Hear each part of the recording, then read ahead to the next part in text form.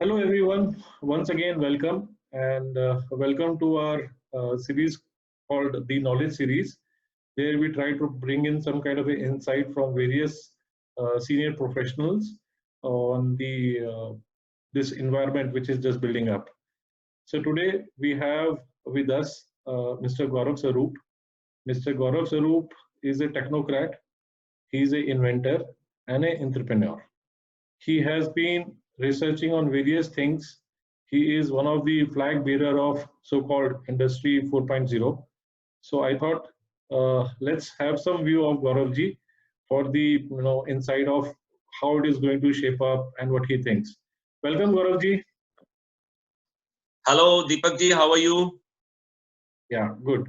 So Gauravji, thanks for your time. And you know that whole there is a lot of discussions, talks, speculations, estimates, how this pandemic is going to pan out, how people should prepare, the kind of challenges across whether it is resources or manpower or demand or supply chain. There are a lot of things. So, being a Right. technocrat and an innovator who has been working and advocating for the automation of the industry for long and has been doing it also. So, what is your view on this, Gaurav? Well, Deepak ji, first of all, I'm very happy to be here and sharing these views. And you know very well that I'm evangelizing certain things in industry, Indian industry. Two of the things which I'm focusing on are automation and Industry 4.0. It is my firm view that in order to recover from the losses induced by COVID and also to strengthen itself in the long run, Indian industry needs to make two major improvements in quality and productivity. And I have formed an equation, which I call the competitiveness equation. C is equal to QP square. So when we say QP square, there are two P's. One is called productivity improvement through optimization of the process. And the second is the PE, the improvement through OEE improvement, which means the overall equipment efficiency improvement. So when you multiply quality improvement by these two productivity improvements, you get a massive jump in profits and competitiveness. It is truly massive. It can be, 2 times, 3 times. Now that is a game changer because immediately that opens so many avenues for you for, investing more money in your company for automation, competing on a global stage, so many other things. So the core message is that you need to have drastic jump in quality and productivity. Gauravji, well said, but we have been hearing that, about the Industry 4.0. And why don't you little elaborate what this Industry 4.0 is all about? See, Industry 4.0 is a very complex subject. It is actually an unfolding canvas. It is not a ready product. It is a revolution which is happening. It's the fourth industrial revolution. The key element of this revolution is connectivity. So you have factories where your machines are fitted with devices which are extracting data in real time, transmitting that data either through on-premise IT systems or through the cloud, crunching that data to give you insights, actionable insights, and also generating real-time alerts for the people on the shop floor. Now, this is the broad definition of Industry 4.0. Within this, there are some technologies which I call the high-hanging fruit. And why I call them high-hanging fruit is that they are expensive, they are somewhat difficult to access, and their benefit may come after a long time. These include machine intelligence, machine learning. These include full plant automation and all that. Then there are also some technologies which I call the low-hanging fruit, and these are my focus areas. Why I call them low-hanging fruit? Because they have three properties. First, they are accessible, like just like a apple you can pluck from the orchard.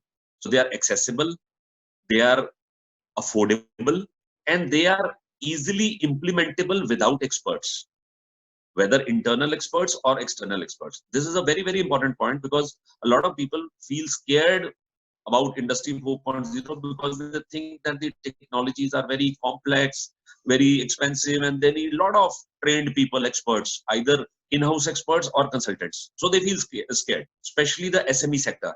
And I believe that SME sector's survival depends on these low-hanging fruits. And these are three. The first one we call UMM, or Universal Machine Monitoring. Second is called PDM, or Predictive Maintenance.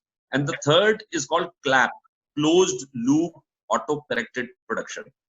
These three low-hanging fruits put together have a huge power to change companies right from the OEMs to the small job shops, tier 3. Gauravji, I've been hearing all this from you for last couple of years. You have been advocating it very strongly. So, what do you think in this COVID kind of a pandemic scenario? How relevant it has become now for even the SMEs? See, it has become more relevant. I'll tell you the reasons. First of all, you have a situation where for 45 days industry has been closed and the full production is likely to resume maybe in another 45 days or longer. We don't know. So this loss, big loss. Second thing is that many of these SMEs relied on a person. I will just take a name to humanize the whole thing. Ram Prasad. They depended on Ram Prasad, who was a lot of Ram Prasads who were the core of the unit. And many of these were migrants who had come, and for years they had been staying here, whether in Faridabad or in Rajkot or elsewhere. Now, a lot of these Ram Prasads have gone back, and we don't know when they're going to come back, if at all. So the companies, first of all, they're reeling from losses. Secondly, their key people, supervisor here, some machine programmer, some setter, all that. Those people are gone. What do? The only solution is that you, first of all, start the process of implementing automation, affordable automation, as I call it, which means having a payback period, preferably within 1 year in most cases, and maximum 2 years, number one.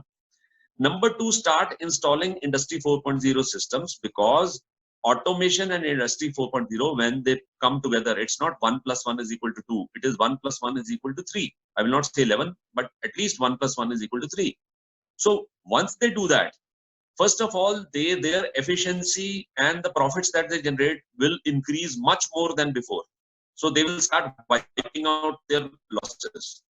Number two, they will de-risk themselves from future shocks, because we don't know. Maybe there'll be another spike in this kind of COVID thing in December when the winters come, or some other disaster may happen, or the world is not a very easy place. Right now with so many tensions and cold wars and all that. So any unit, be it a small unit or a OEM with 10,000 employees, they all have to start the process of system-based quality and system-based productivity, which very, very few people, companies have right now. So it is very important now. You can start in a small manner with pilot projects, start with one machine, see the benefits, see before and after scenario. And once you see the benefits coming in, then deploy horizontally. This is my view. Gauravji, yes, it makes a lot of sense what you're talking, because manpower, or moreover the skilled manpower, is going to be a challenge for some time, or maybe some time more.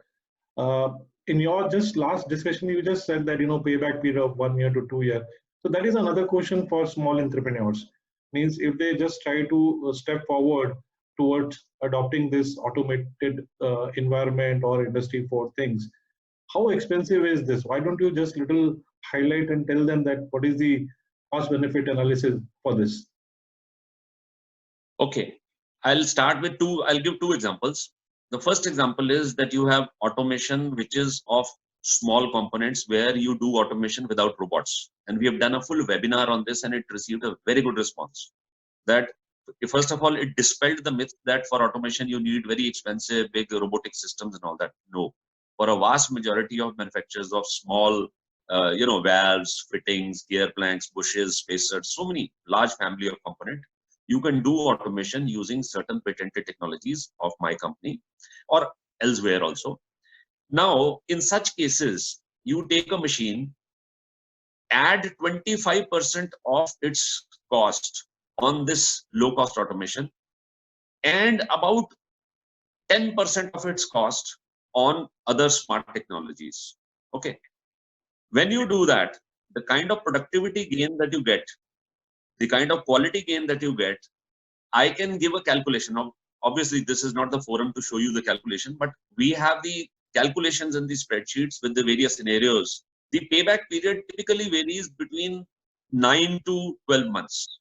Because again, to make the whole example simpler, अगर 15 लाख की machine है, CNC machine है, bear machine, manually operated, उसमें ये simple automation और smart technologies लगाओ तो वो 21 लाख की हो जाती है, 6 लाख की आपकी इन्वेस्टमेंट है. अगर आप 3 शिफ्ट उसे नॉर्मली चलाते हो, most machine shops operate on 3 shifts, so if you are paying 15,000 rupees per month to an operator, so you save 45,000 rupees per month on that person, which means simple math, even without productivity improvement. So 45,000 per month into the months, so 5.5 lakh रुपए आपका recover हो गया एक साल में. ठीक है, 6 लाख अगर कॉस्ट है तो इट्स ऑलमोस्ट एक साल में आपका वो हो गया. बोनस क्या है? That from day one there is no stopping of the machine for lunch break, tea break, washroom break, all those things. No stopped machine because the Ram Prasad didn't come for work, loss of that day. So your average productivity jump on a monthly basis, if you see, that jump is about 25-30%. Now that 25-30% for the same infrastructure, for the same fixed costs, that straight away goes to your bottom line. That straight away improves your profit. So if you see the first calculation of the saving in manpower and this productivity jump, you can say very easily that your return on investment will be within 8-9 months. And then you will enjoy the fruits for the rest of your working life. Gauravji, I'm sure that the kind of environment which is building up, or it has already been created, where the vaccine is not inside yet, and the economy can't stop. Some of the places the industry has started moving, and I'm sure that manpower is one of the challenges they must be facing there. It makes a lot of sense what you're talking, that automation and getting ready for Industry 4 is the solution, right? And Gauravji is having almost 11 patents for the various things. And Gauravji, last word for SME entrepreneurs, if you want to just give some advice. The last advice which I'd like to give is training. Train your people, because if you want to adopt technology, you need champions for that. People who say, yes, wow, please get this in. Otherwise, if you do not train your people, you have opponents who all the time will be trying to find fault with what you are trying to do. वो हर वक्त नुक्स निकालेंगे. So it's very important that first of all, identify your core team and get them good, solid training, which makes them accept this technology or become champions of implementation of this technology, so that they make it a success, and then this success spreads throughout the organization. Second, when you hire to compensate for the Ram Prasads who have gone to their villages, please try to hire technically qualified people, preferably who have some training or background in Industry 4.0 and automation. These two are hugely powerful, and let me tell you, I have a company in USA, small subsidiary to market our products in USA. So we keep talking to manufacturers over there, to dealers. So we are part of that ecosystem also. So let me tell you, whatever I'm saying here, it resonates absolutely the same way in the US. We get the same feedback that yes, we need automation, we need trained people, we need Industry 4.0. So I can say this thing, that whatever I'm saying in India is validated by response I get even from a developed market like the US. 100% I'm sure of this.